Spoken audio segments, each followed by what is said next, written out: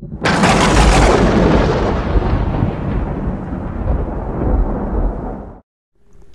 hello, and today I'm just going to go quickly through the settings for rendering in 1080p HD with Sony Vegas Pro 13.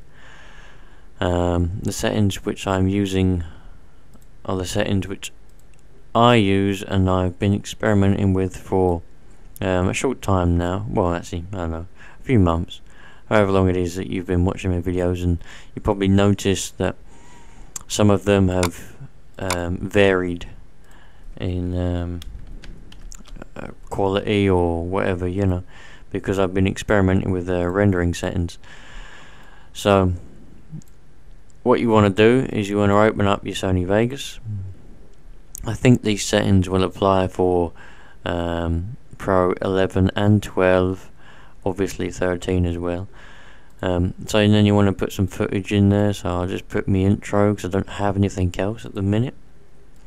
For those of you that might be wondering, I am working on some other videos. I did actually make a few, but then decided not to upload them because I thought to myself, people would just, that's boring, man. But yeah, there will be some. Anyway, we've got some footage, lovely.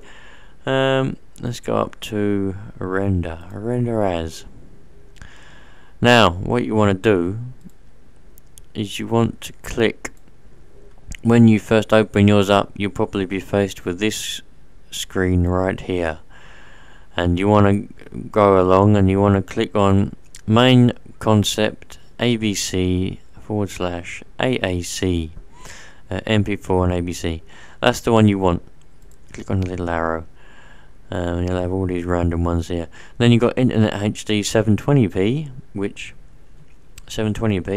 I'll cover that in another video. But for now, we're looking at 1080p HD. So that's what you want to click on. And when you click Customize, you'll be faced with this default screen right here. But for the demonstration purposes,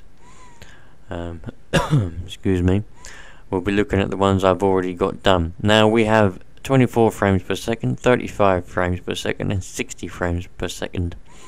You should always render your videos, render your footage with the frames per second of which they were recorded in. That's fairly important. The only difference being the frames per second, to be honest with you. The frame rate. They're the only difference. But today we're going to be using the 35 FPS. So there we go. You click on Customize once you've selected it, and this will be the screen you're faced with. So you want to take a good look at this, and you want to make sure everything is exactly the same as what you see here. Include video, obviously. Frame size will obviously be HD 1080p. 1920 1080, and that should already be there by default because you have clicked on that template there. You want to make sure that allow source to adjust frame size is not ticked. You don't want that ticked. I don't know why, but I found that you don't. It just looks better without it. Profile, leave it on main. For me, the main, I don't know, just made things better. I'm not even sure what profile does, but I tried it on high and on baseline, and not only did the rendering take less time, but the video quality, everything about it just seemed better. But I don't think the profile has anything to do with the quality, but hey, whatever. I'm telling you, main is okay. And obviously frame rate 35 million. You don't on any of those. There's not a selection. You just type it in. Just type it in there, and make sure that allow source to adjust frame rate is not ticked as well. Although I believe if you leave it ticked, it'll automatically render in 35 FPS anyway. So it's up to you. I leave mine unticked. I prefer to type it in and leave it as typed in. like I said, I've been experimenting with a lot of the things that I don't even understand, to be honest with you. Like the number of slices, I don't understand what that means, but I've put it on 4, and everything just seems good. So I've left it, that's where it's going to be. Make sure you've got non-progressive scan, pixel aspect ratio is 1, number of reference frames is 2, and make sure this is not ticked. I don't know why, but someone told me to make sure that ain't ticked, so that's what I've done ever since.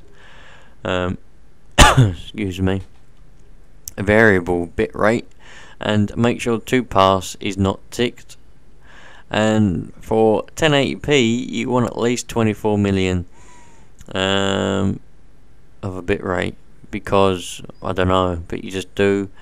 You probably get away if you're doing 720p. You can get away with about 10.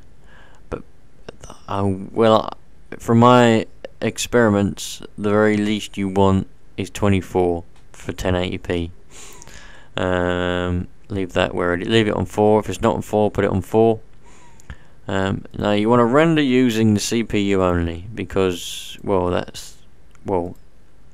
assuming that's the most powerful part of your machine, it's the most powerful part of my machine.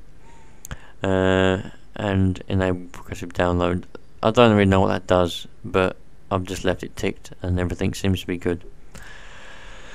So next thing you want to do is audio. Now obviously tick include audio, that's very important, otherwise there won't be any audio.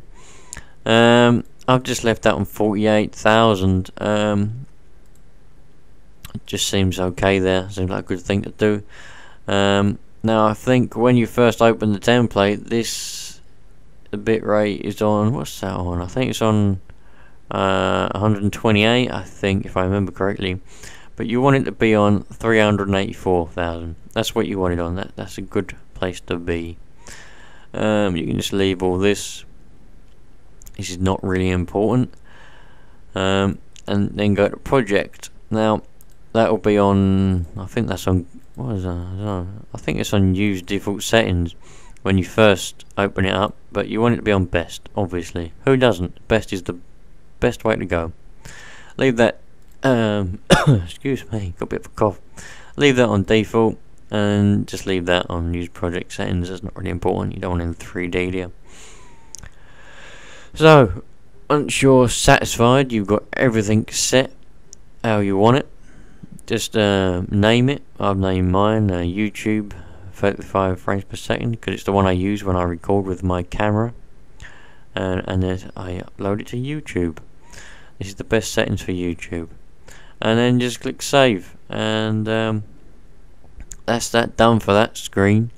Once you come back to this one, you want to make sure that this is ticked, because if you have any footage that it will letterbox it, and you don't want it to be letterboxed, because otherwise you just end up with a letterbox, and you don't want a letterbox, do you? Leave all these unticked, that's not important. But yeah, you want to make sure that one's ticked, and then just select your destination, name your thing, name your video, and render. Job done. So I hope that helped you. There'll be many more tutorial videos coming up. They're going to get better. I'm just testing a new microphone with this one, and I wanted something to do. I wanted something to test it with. I thought I'd make a video. So if you want to know anything, just ask me, and I'll do my best to help you out.